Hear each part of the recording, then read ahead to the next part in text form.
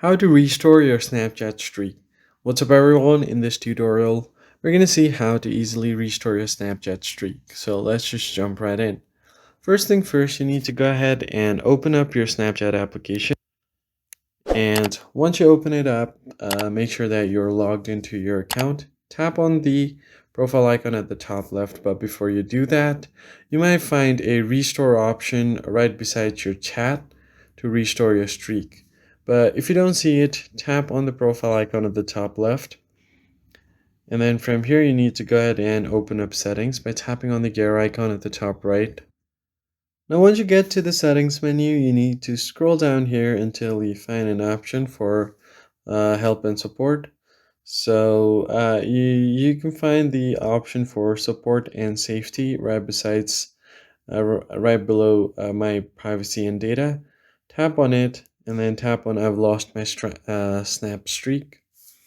Then you can just go ahead and select the option, how do I restore my snap streak? Tap on it. You can read through this instruction, and if you're having trouble restoring your streak, then you need to go ahead and select the option. So tap on Android or iOS troubleshooting guide. So I'll just tap on Android over here. Now once you've done that, go back and tap on Help Center.